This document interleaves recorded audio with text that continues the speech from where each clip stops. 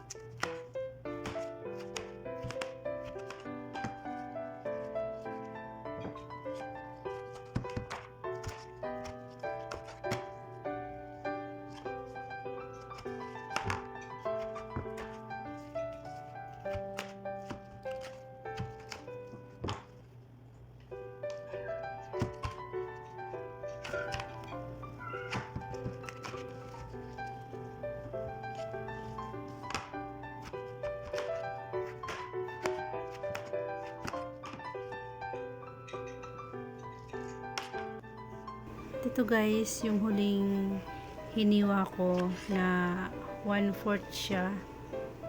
And tinanggalan ko siya na ng balat kasi ako na yung kakain nito eh. At kumuha na rin ako ng lagayan. Yan, nilagay ko na sa mangkok. And kulang pa siya, hindi siya napuno. Kaya kumuha ko dun sa mga hiniwa ko kanina na 2 hiwa. Yan, puno na siya. Oh, tingnan nyo. Oh, diba? Yan. Kakaway-kaway. And yun lang guys. And tanggalin ang gloves.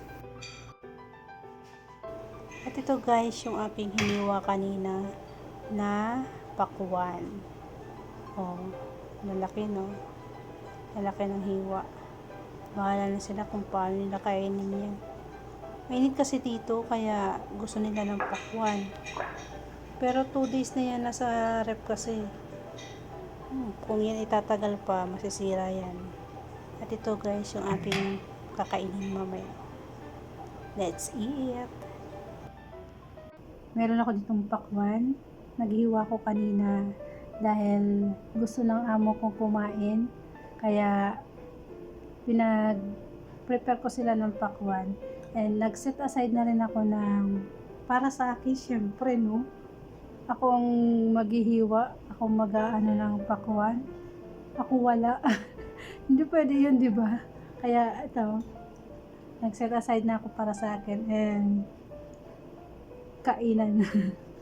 Masarap to ngayon dahil mainit. Init ang panahon ngayon dito sa Riyadh. Kain po kayo. Tamis.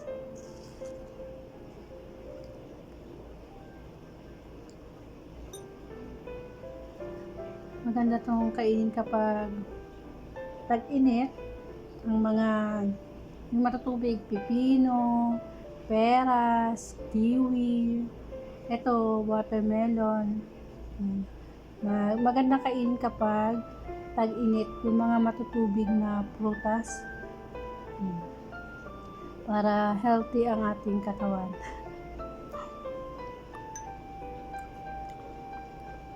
Tamis.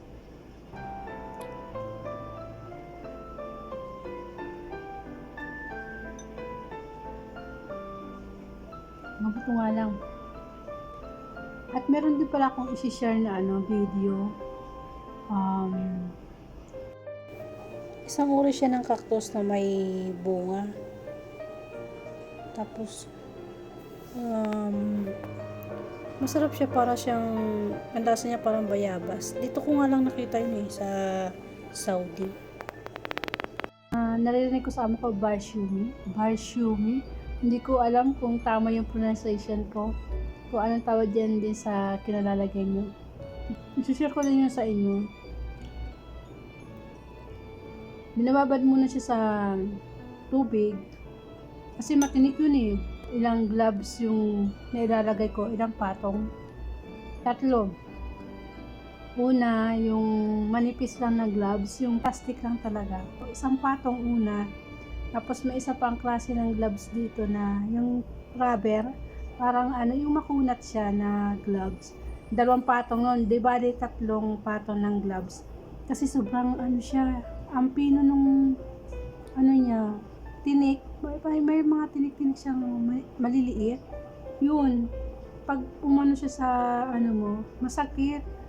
Hindi mo siya makikita, pero mararamdaman mo kasi parang nasasagi nung daliri mo yung tinik. Masakit. Ang hirap pa naman tanggalin pag nalalagyan yung daliri. Kaya minsan nga 4 pang gloves yung gamit ko. Na-videohan yung pagbabalat niya. Kasi bawal at may tao sa kusina. Hindi ko na tiyempuhan, ako lang. Kaya yun. Ang na-videohan ko na lang is yung pagbabad ko dun sa barshumi. Yung nabalatan ko na after. Makikita niyo yun. I-share ko po sa dulo ng aking video. Yan. And kain tayo. Kasi makain ako ng pakwan. Prutas din yun. Kaya pag-iisahin ko na lang. Diba?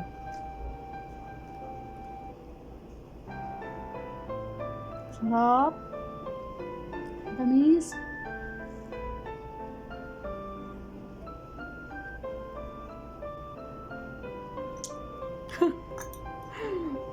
Matamis siya, guys.